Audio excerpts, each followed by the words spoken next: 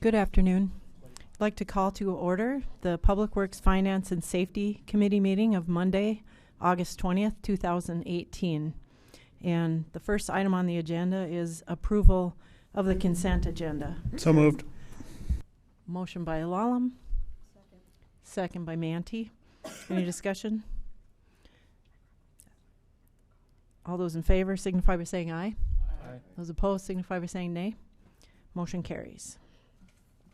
The second item on the agenda is public input. If anyone's here to speak about something not on the agenda, now's your chance.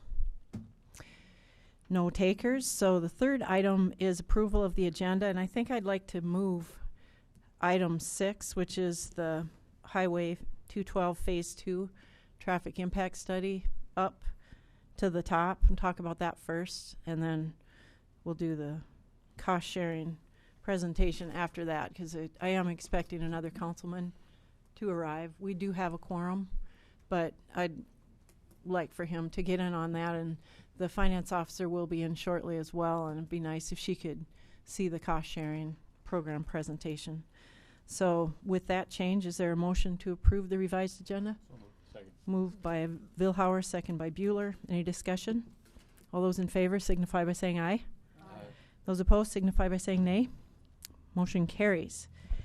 Okay, so item number was 6, authorization for the mayor to sign a contract with a consultant to complete the Highway 212 Phase 2 traffic impact study. I'll look for a motion for, well, first of all, I guess we need to find out who it is that we're recommending. And then I'll ask for a motion to approve it, and then we'll talk about it. Yes, thank you, Mayor Karen.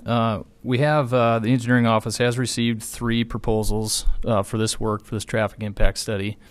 Of course, it's in relation to Phase 2 of the Highway 212 reconstruction project that the DOT is managing the design and construction of.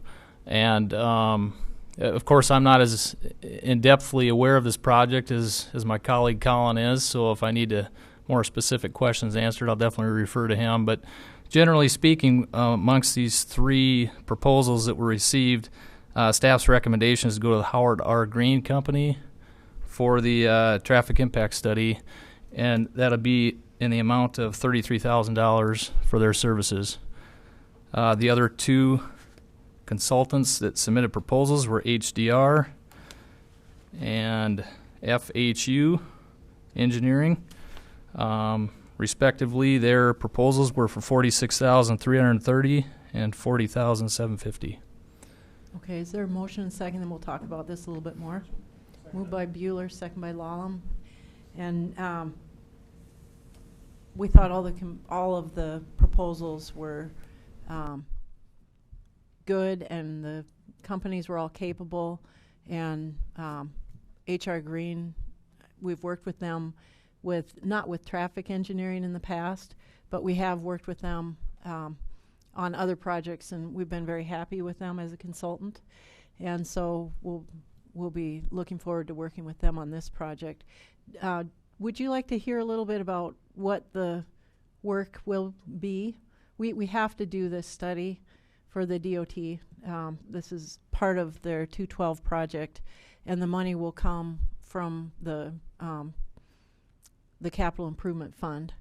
So we didn't have it budgeted specifically for this project, but there's money in that fund that will be able to cover the cost of this study, and it'll come out of this year's money because we need it done very soon. And the timeline on it, HR Green proposed to be finished up before Thanksgiving, and DOT really wanted a fast track on this. So they were fine with us selecting HR Green as well. So anybody have any questions they'd like to ask? Can you just go over the basic, what they're looking at as far as the study goes and what it entails? It sounds like they were the lowest bid anyway. Yeah, we don't bid professional services, but they came in lower than everyone else. Proposed contract amount is the lowest. So Okay, can we go over that? Yep. So I'll let Colin describe it. He's got a diagram on the screen there. As you see on the screen, you can see the 3 intersections, or 4 really, that we want to make improvements of some fashion in. Just a quick recap what excuse me, what our proposal was is to realign 11th Street or create 11th Street to the south, so there'd be a driveway at the very minimum and the possibility of a road entrance or an extension of 11th to the south. And then we plan to move the signal from 13th to 14th Street as the traffic keeps increasing from that. And with that, 14th Street would be realigned going to the north to allow better traffic flow. And this one is going to be a little more extensive, from 17th Street to 19th Street. We have proposed or asked for this study to look at the possibility of closing 17th Street from 10th Avenue north, and then realigning 10th Avenue to the east and creating a new roadway to the east that will extend into the parking lots of Target, and possibly closing off the frontage road of 9th Avenue South, which is just the frontage road for Target, Menards. Colin, did you mean 10th Avenue South versus North on that? Yes. Sorry. Yes. Or that's a big change if we change 10th Avenue North. Yeah. And I'm going to pull up our rubric so what we looked at as a team, which happened to be just Sarah, Heath, and I, we went through and individually ranked the proposals from the 3 firms based on qualifications of the firm and the staff, the project approach, and the methodology. The proposed completion date, which we weighted the highest because the state was pushing for this as fast as possible, and then compensation was the least that we looked at. We limited down to 2 pretty quick, and ultimately we decided to go with H.R. Green. I did make some calls to the state to see what their thoughts were, and since they've probably worked with H.R. Green in that capacity a little more than we have, and they said that they would suggest going with them. They have done great work for them in the past, and they provided good examples in their RFP as well. So we're looking forward to getting some results back fairly quickly. This will be completed in a flash. It'll require some assistance from our staff to help them get the information they need to do their analysis. But this analysis is going to probably bring up a couple of projects that we'll be looking at doing in the future on our own, as well as for the state. It'll change how they design Highway 212, and this is the Phase 2 section. Their plan is to do the intersection modifications 1 year and then the highway reconstruction the following year, so that Phase 2 is actually a 2-year project. Phase 1 is next year west of Highway 81, and this is east of Highway 81, so the intersection modifications would be in 2021. They do need to start now, though, for the planning, because these are some pretty major changes. Everywhere you see a red X is a closed road that we have open right now. So these are some significant changes that they'll be looking at. Not that they're for sure going to do that, but that's what they'll be looking at. So we have a motion second. Oh, Councilman Villar? Will the analysis have anything in the way of any kind of broad based estimates as far as costs to change whatever we're changing, or is that beyond the scope of what we're asking them to do? I don't think that cost is Okay. part of what they're doing. They're merely looking at the impacts to the flow of traffic and safety. Any other questions? All right, there's a motion and second on the floor for recommendation of this contract with H.R. Green. All those in favor signify by saying aye. Aye. Those opposed signify by saying nay. Motion carries. Okay, next we'll do the sidewalk cost sharing program presentation. Colin's gonna present a PowerPoint, and I've realized at the last meeting, I think it was the last meeting, that several of the council members are unfamiliar with the fact that we have a sidewalk cost sharing program, and that's been a very popular program that people have used. So take it away, Colin. All right, thank you, Mayor. So this is just to inform you on our cost sharing program and hopefully inform the public a little more of this as well. This has been something that I think is kind of growing once people find out about it. It's a great program. I'll kind of just jump in here. Why do we have this program? It's merely to incentivize homeowners to maintain and have a sidewalk in front of their residence. They are responsible for sidewalk installation and the repairs for the benefit of the public. We always strive for well-maintained sidewalks. I know we've had some complaints in the recent past that we try to look at on each case that comes in, each complaint, or if we see something while we're driving around or doing anything like that, we do try to contact the owners and have them improve it. Obviously, cost sharing makes this a little more palatable to the public, and I'll get into how we have paid for and what we've paid for in the past. So this is a residential only cost share policy that the council passed originally in June of 2011 and was revised in May of 2015. This does not cover commercial or industrial. Prior to this policy being passed, property owners ordered to install sidewalks were partially reimbursed on a case-to-case basis, and I believe that's why this policy was really looked at and adopted by the council. Sidewalks for new homes are generally required already per the building permit. Those are not covered in this program.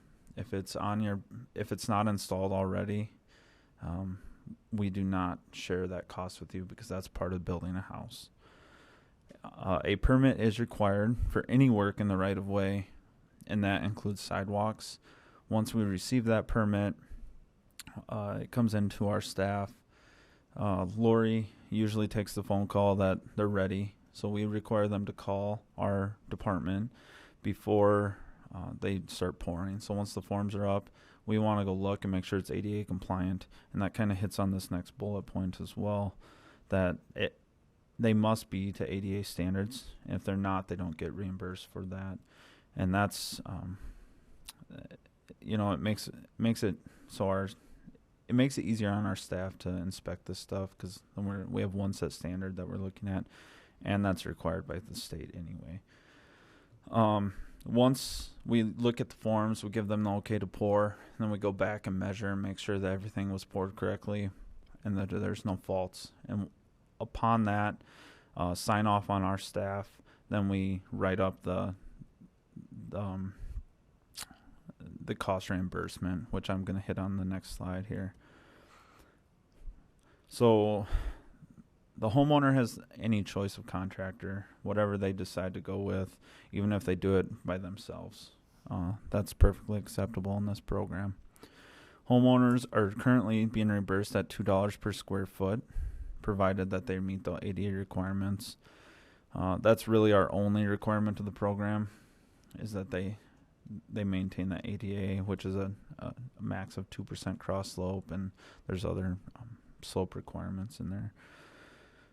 Since 2011, the city has reimbursed property owners approximately $132,000 for replacing boulevard sidewalks, and a total of 224 property owners have benefited from this program currently to date.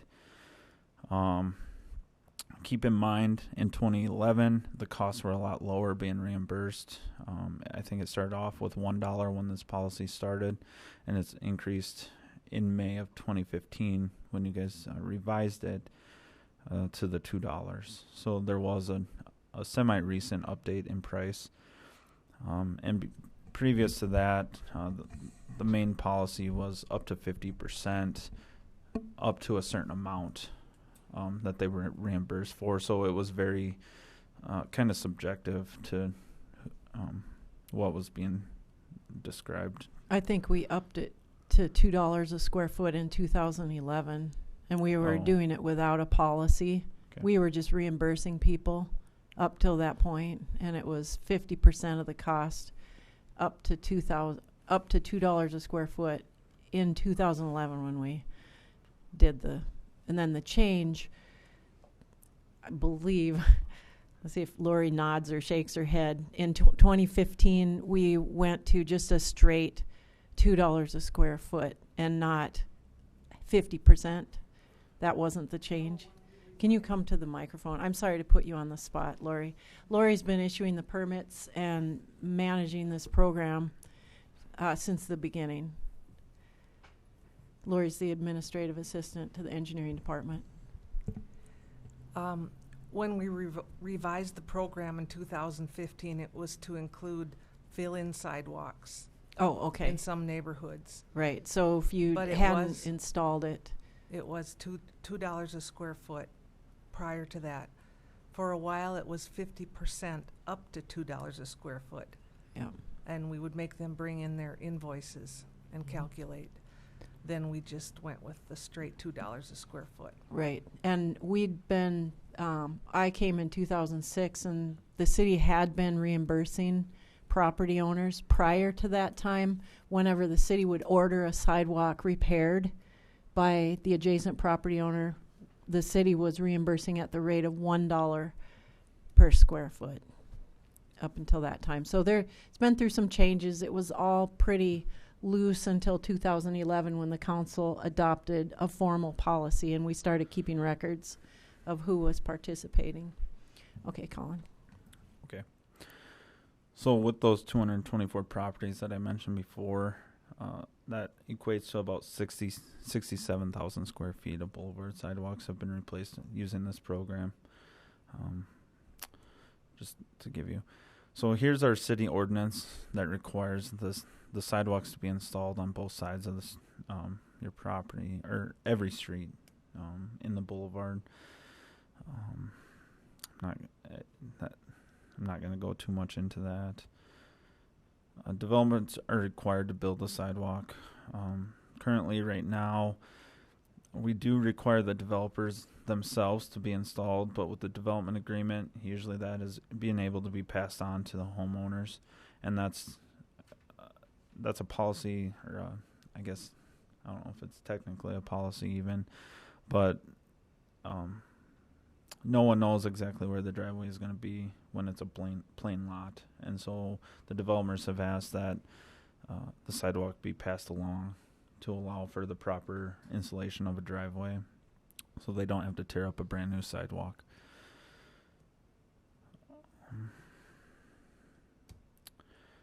This is the state law. It allows the city to require property owners to build or repair their sidewalks. So that's the law that we do follow and try to enforce with everything. And snow removal is the responsibility of the adjacent property owner. Even though the sidewalk does sit within public right-of-way, it is still their responsibility, as is maintaining the boulevard grass that's usually there. So here's our ordinance that says, the owner or occupant of any building within the city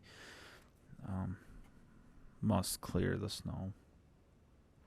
And that also applies to, weeds and mowing as well. You have to maintain those. So, and our code enforcement officer does a great job at enforcing that and writing letters to people who need to mow or maintain their weeds or have their snow removed. Any questions? Councilman Danforth? Colin, if there is a multifamily unit in a residential area and it needs, so it's a commercial operation versus just a single family home or somebody with ownership or single rental, do those qualify for this program? Apartments do qualify, even though that's a commercial aspect, but it is a residential zoning, and so it is meant for residential use. Okay. So it is. Yes. Let's zoom in on that diagram that Lori just handed there. Put it where the marks are. Yeah, centered in. No, the table. Put the table on there. And this is the table we developed to show what the policy covers. That's hard to read. You gotta bring that up a bunch more, I think. Please. So, Colin, can you just describe the situations in which we would participate? Yeah. So the first one is the new fill-in walk or existing neighborhoods. So this means if it wasn't on your building permit that you were required, this usually happens in older neighborhoods. Really, it's the only place that happens is there was never sidewalk installed or required at that time, and now either the city council orders it in, or they come in and say they want to replace it. We do offer the $2 per square foot for that. New ramp in an existing neighborhood. That's currently part of our program right now. We have an annual program right now to replace all ADA ramps. So the city does pay for 100% of that. And that's really to hit the ADA requirements. We were having troubles with some homeowners installing them incorrectly, and then we have to tear them out and replace them anyway. So that's kind of where that sits. That's why that's at 100% there. New carriage walks are not reimbursable. We only do public walkways. A carriage walk is to your own house. It doesn't benefit the public. Repair replacement, that's also again included with this $2 per square foot. And obviously the same applies to the ramps that we pay 100%. We try to do roughly, I'll just say 40 ramps a year. It does depend on bids and kind of where we sit in our program, but our staff does a great job at identifying the ones that need it most, and that's kind of where we've started and kept going on that. Again, carriage walks are not covered. And then new development, we do not cover any costs for new development for sidewalk and ramps. Ramps are required as part of development. As stated in a development agreement, it says straight in there that they are fully responsible for the installation or cause to be installation, if that makes sense. The cause to be installed of ADA ramps and the sidewalks. Councilman Roby? Thank you. Interpret what you said there then. So new developments, this program does not apply. So in 3 years, when it's not a new development anymore, it still doesn't apply. Is that correct? That is correct, because on the building permit and part of the approved plans for this, sidewalk is required. The ADA piece of it, I know and you've heard this before, we've done some ADA additions, we've made those corners. There's no sidewalk that connects them. Who's going to say we're going to put a sidewalk there? I believe that would fall into your hands, Council. But that happens a lot in my neighborhood. Looks kind of silly, the bridge to nowhere. We've got the ADA access ramps to nowhere. And that northeast part of town, as you've heard me say before, has an issues with sidewalks. So I guess my recommendation is there's no guarantee this program's going to be around forever. So if there's a homeowner that is in a scenario where you've got an ADA accessible ramp and there's no sidewalk, I would take advantage of this program while we know it's still out there. Plus, I think we need those sidewalks in our neighborhoods. Yes. Anyone else? Councilman Y? I don't know if this is a question for Colin or for the mayor, but the $2 a square foot, is that a fair price that we're offering to the homeowners? It costs about $5 a square foot to put in sidewalk, so it's a little less than half for the about most part. Some people will do it 40%. themselves and save some money, and then it would cover the cost of materials. Councilman Billhauer? This information was not part of our pack, the PowerPoint, nor this little chart you got. Could you make that available to us? Yes, I can. Is that on the website at all? Not on the website. Maybe we could put it on the website. We could do a better job of advertising. This is what's on the website right now. Describes your responsibility and that the program's available. And then some frequently asked questions, which Lori frequently answers questions. She answers most of the questions, so she put those on there. Mayor. Yes, Councilman Bueller? Colin, how would we determine how would we determine when you have a sidewalk that needs to be repaired? Is it something we look for? Is it come by a complaint from a neighbor? How do we handle that? We really do it on complaint basis, trying to identify every sidewalk that needs to be repaired in Watertown by just our staff would be an immense task that we probably would never be able to keep ahead of, especially with all of our other duties, even if we had a full-time person constantly doing that. So we do it solely on complaints currently, or if we see something by ourselves that really crumbled up sidewalk or sidewalk that has heaved in the due to the frost or freeze-thaw cycles, anything like that. We do try to send them a letter saying, hey, you need to repair your sidewalk. Some comply right away, some don't. I have another question too, and I think this is more for the public. If you've got trees, say you've got some really good trees, how do we deal with that? You know, if the sidewalk would typically line up, if say you got an ADA ramp, and the sidewalk would line up a certain way, do we allow them to go around?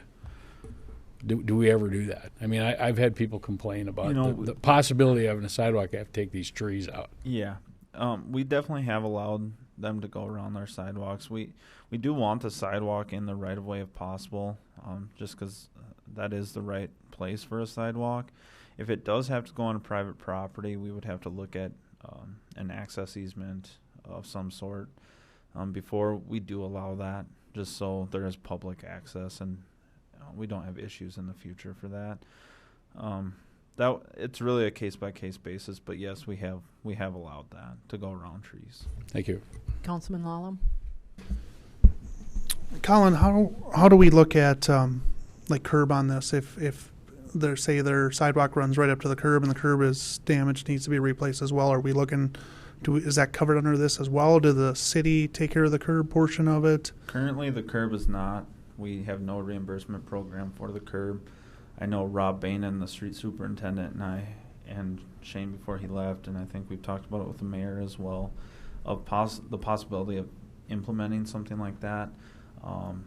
That could be coming pretty soon. I know Rob has requested some additional funding for stormwater improvements, and curb falls into that. So we are trying to get rid of old square curb in town. So as projects pop up and we see sections of square curb, we do try to remove that, place curb and gutter there.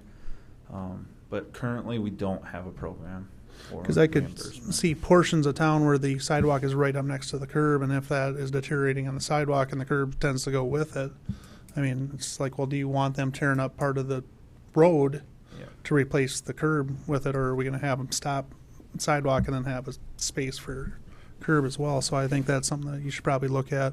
Definitely. As a way to- Curbside sidewalk is normally integral with the curb, Yeah. and you can't do one without doing the other. And some of you weren't a councilman at the time, but some of these other council members probably remember me bringing a proposed curb repair cost sharing program to you, and you were in favor of entertaining it. And we actually did go on one site that they were asking for reimbursement for the curb.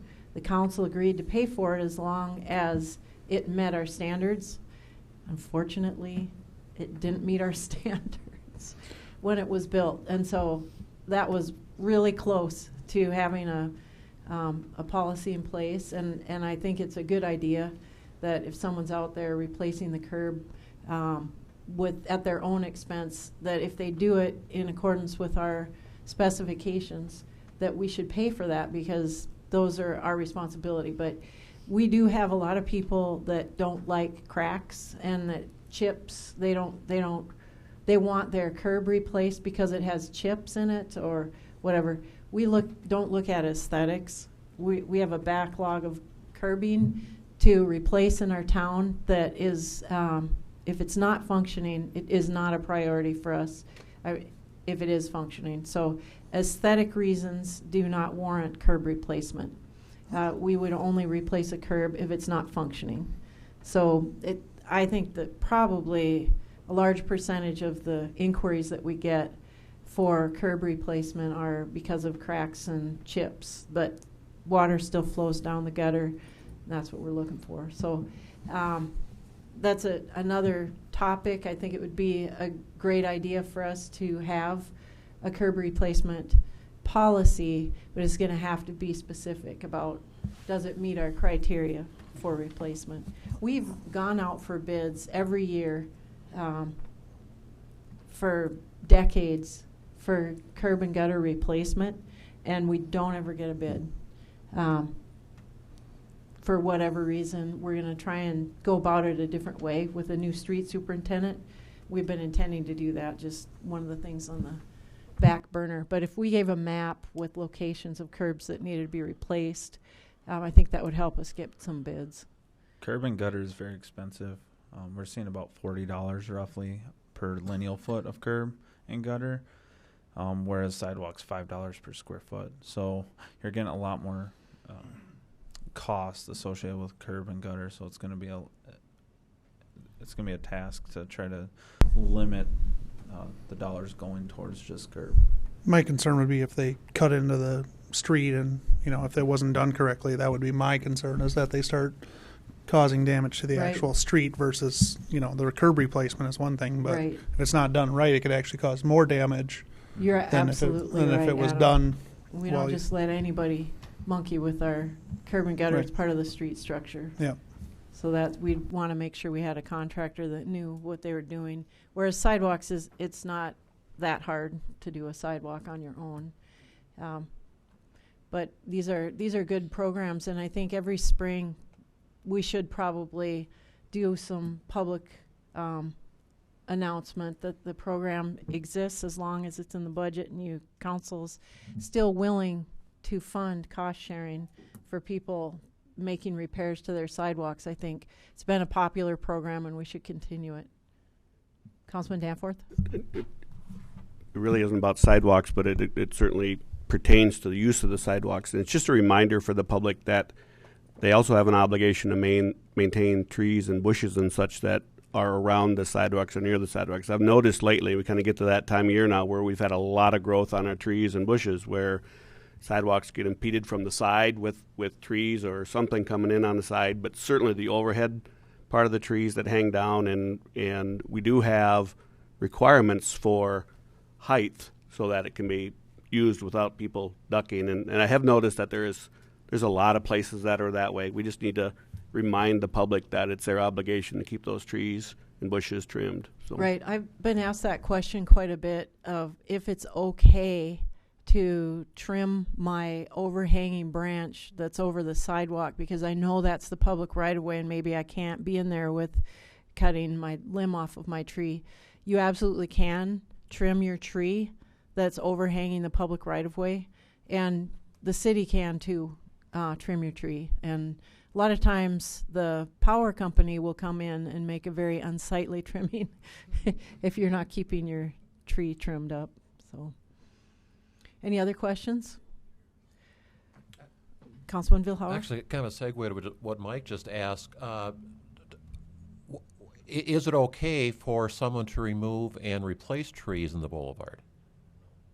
No. I mean, what's the process that you need to go through for something like that? The park department has an arborist on the staff. Those are city trees. If the tree's trunk is in the public right of way, that's the city's tree, and you can't cut that down without the city's permission. If it's sick or whatever, the city would probably grant you permission to do that. And we've been thinking about getting some kind of a form together of hold harmless type of an agreement for people to do that. I broke the law about 20 years ago where we used to live, so. I forgive you, Glenn. I wrote it down. Councilman Bueller? Mayor, just another question. If you did cut branches that were impeding a walkway or bushes, would it be the landowner's responsibility? If they cut them, do they have to haul them away, or can they contact the city to get rid of those branches or shrubs? That's a good question. I think that the property owner would be responsible, but I don't know that for a fact. If it's your tree and your tree's branches are hanging over into the public right of way and you trim them. No, I'm referring more, Mayor, I think, to a tree in the right of way. You know, because Oh, you did say that either the city can cut it or Yeah. you could cut it yourself. But I'm just curious as to who would be responsible for carting off the branches. Yeah. I'm not sure it might sit there a while. What'd you say, Kristen? Yes, I have to talk to the forestry department to get an answer on that. I don't know the answer. Any other questions for Colin? Thank you very much, Colin. Appreciate your putting that on. And now the next item on the agenda is consideration of change order number 1 with Rounds Construction Company for the shooting range construction project number 1619. And Colin, you want to tell us what that is? Yes. This is a change order for the shooting range to extend it, but the completion date by 21 days or 3 weeks. And the reason for this extension is the materials for the structures themselves were delayed until the second week of August, so they were just able to get the materials and started building immediately. And the reason they were delayed is because the state spec'd out certain materials that are not very common. And so when they went to order them, like the posts had to be green treated all the way up, whereas normal building posts that are treated are only so many feet are green treated. And our contractor even tried to contact North Dakota, Minnesota, all of South Dakota. They were all out of the material, so they had a special order it in, and that's why the delay was. So we did. This doesn't increase the amount of the contract; it just increases the time. Okay, I'll look for a motion and second to recommend approval of the change order. Moved by Councilman Y, second by Councilwoman Manty. Any discussion? I do want to give a little bit of an update here, just as we're talking about the shooting range. I've been trying to work with the contractor and try to. I did contact the state, the GFMP as well, about a possibility of adding maybe a 300-yard range or something. And the contractor was fully on board, but the design of the 300-yard range was the outlier, and I had to try to figure out where if we could do that. And the state said that they were short-staffed and they didn't have the time to do it. So I've been looking around and trying to make some phone calls to engineering firms that could possibly do that in an orderly fashion so that the contractor's still there on site. But there's been not much luck. Heath made a call today, and we do have a meeting set up tomorrow with a possibility of an engineering firm. But there's no guarantee. But just to give you guys a little bit of an update where we're sitting on that, there is no guarantee for that. But we did look into it. Mayor, can I make a comment? Councilman Danforth? I'm glad you brought that up, Colin. I ran into one of our local GFP guys that's been involved in this the other day. I'm sure he was excited to talk to me at Hy-Vee, but we were just talking about this project, and I need to get out there. Apparently, there's a lot of dirt being moved and a lot of activity, so that's exciting. But I did ask them what their position was in regards to a 200-yard or a 300-yard, and they were very much in favor of it. They actually had told me that they really felt that piece of this range was a very strong need. And so I, at least with that individual locally that's been a part of this, that's what his position was to me from the GFP. The office in Pierre was highly on board with it too. They just unfortunately were not able to provide the design services that they were throughout the beginning phase of this project, and that's just, they have too much on their plate right now. So they were actually willing to cost share engineering fees with us if we were able to do that. But like I said, I've tried to make some phone calls. I've tried to research a little bit about who would even do that. The office in Pierre did not give me any recommendations. They said they've always done it in-house. They've never contracted with anyone to do a design like this. So it makes it a little more difficult, and our staff is definitely not in a position to offer the design for that either, because for one, I don't think we have knowledge of gun ranges. The berms have to be a certain height.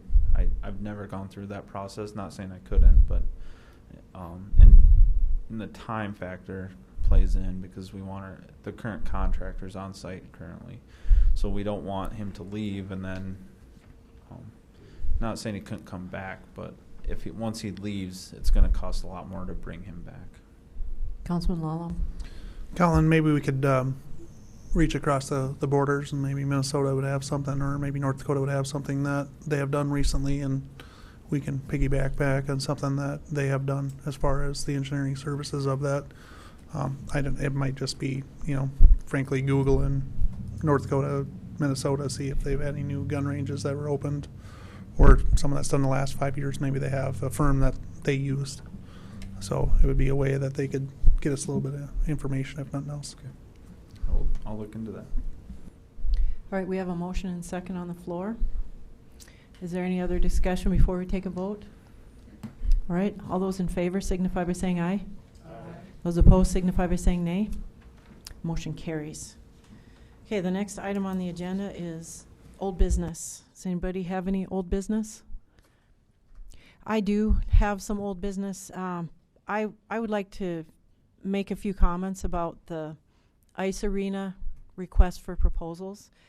There was a column in the newspaper that generated a lot of discussion, and I think discussion is good. I welcome debate, and so I don't have any problem with that, other than there's a lot of confusion basing that on what people are asking me, and I think that I should clarify what that RFP was. I mentioned a couple of weeks ago at the council meeting that I was about to issue a request for proposals for economic analysis for the ice arena, and then I didn't do it. I do have the RFP drafted, and I've been on the fence. Should I put it out? Should I not? And the question, it has confused people, and I apologize for that. The ice arena project has not been and will not be held up by an economic analysis, waiting for one. It is not stalled. The project is moving forward right now. It's in the design stage, and the committee's working very hard to come up with a well-designed arena. Everyone, and I mean everyone, wants this done right the first time. We don't want to make any mistakes. So they're working very hard to see what we can trim and what we absolutely cannot trim. The purpose of the economic analysis is to have a plan to pay for the arena's ongoing expenses. And as mayor, I have a responsibility to the taxpayers. It's important to have a plan before you build, so that you know what to expect after you build, and especially when it comes to spending 8 or 10 million taxpayer dollars or even more. And we have options. So I want to be prepared to choose an option with good information. Soon the community will be making decisions, not whether or not we'll build an ice arena. We have an ice arena. We need a new ice arena. We've already decided that. So that's not the question. The question is, how much will it cost to keep this thing running, and how much revenue will it generate, depending on the various options we're looking at, because some of the options will generate more revenue than others. And what's the best answer for us? We want to do this right the first time. So whether we hire a consultant to do it or if we do an economic analysis ourselves, I think it's important to do that analysis. And there are some staff members and a councilman working on putting together some numbers for the cost of maintaining and running a facility. So ultimately, the council will act on what we're going to build, and I want them to have the best possible information on which to make their decision. So that's the whole purpose of the analysis. So if anyone has any questions, please, by all means, send me an email, call in, and ask me your question, and I'm happy to talk about that. It isn't stopping the ice arena progress right now. So that's all for that. Is there any other new business or old business? New business. Matt, did you want to talk about? Yes, thanks, Mayor. I just wanted to get a little bit of discussion going or council feedback. The legislature this last session did quite a bit of revision to the Chapter 35 relating to alcohol and licenses and that sort of thing. One thing they did was in regards to Sunday alcohol sales, they basically flipped the way the statute reads, where if we want to allow Sunday alcohol sales, well, okay, prior to what they had done, if we wanted to allow it, we had to affirmatively allow it. Now it's the other way around. Now alcohol sales are allowed every day of the year from 7 a.m. to 2 a.m. unless we so restrict it on Sundays, Christmas, or Memorial Day. And so our current ordinance, when it was the other way around, it said alcohol is allowed to be served and sold on Sundays starting at 11 a.m. until 12 a.m. I guess my question is, before I bring forth an ordinance to bring them more into line with the state statutes, is do we still want to have that restriction on Sunday sales to be between 11 a.m. and 12 a.m., or should we just have it fall in line with the state statute that allows it from 7 a.m. to 2 a.m.? So I would just entertain some discussion on that just to get some feedback to see what folks think of that. Anyone want to weigh in? Councilman Roby? We were just on sale, off sale, so it's the same either way. Correct. And right now, when we passed that ordinance, it was 11 a.m. until 12 a.m., so midnight. Okay. 11 a.m. to midnight. Councilman Vilhauer? If we don't get on board with the new state statute, is that going to cause all sorts of confusion here locally? Well, we're going to have to do, I'm going to make, there's going to be some changes coming forward regardless. It just depends on whether or not we want to keep that 11 a.m. restriction or we want to allow it. Essentially, if we want to allow it to be 7 a.m. to 2 a.m., we can basically strike that language from our ordinance and then just fall in line with the state. If we want to restrict it in some way on Sundays, then we'll have to have an affirmative ordinance to restrict it to whatever time frame we choose. And if we want to restrict it to the current time frame, that would seem to make sense. I just want to make sure that that's still the thinking. Councilman Roby? If I remember when we discussed this, some of the reasons for making that change had to do with competitiveness, because our local people felt they were at a disadvantage with the restrictions. If I remember correctly, that's the way it was. Sounds like the state change isn't that much different than what we currently have, maybe extends it a little bit. If that's the case, my knee-jerk reaction would be to follow the state just for simplicity's sake. So if I run a restaurant here or Aberdeen or here and it's the same everywhere, there's not, an oddity in Watertown. Councilwoman Mandy? Yeah, I occur with Councilman Roby. That was my first instinct as well. I think it also cleans everything up in terms of, somebody saying, well, I own a liquor store and I can't open until 11, but everybody else in the state can open at 7 a.m. Somebody's going to say that, whether they know that our law is allowed to restrict it or not. And Right. I think that makes it consistent. I think it makes it easier for everybody to understand. And they can still open at 11 if they want. They have the choice, to be able to open whatever time they want on Sundays. But now we've given them an option that's in line, like Don says, with the state law. Makes sense. Councilman Danforth? I would support what Don's recommendation is, because the first thing we got to ask ourselves is why restrict it. We either do it because there's a true purpose, or it's a feel-good thing, that a morality thing is really what it is. I don't believe it's our responsibility to try to legislate morality, so I would agree that we should set it up along the lines of What the state. Okay. Anyone else? All right. Okay, I appreciate that. I'll be bringing forth an ordinance change that will reflect that, and then of course you can feel free to change your mind, of course. Okay. Councilman Lala? Matt, when does that go into effect, or is it in effect already? It's already gone into effect, Okay, so yeah. so we're behind on that. A little We'd have bit, to- When did that go into? July 1st. Okay.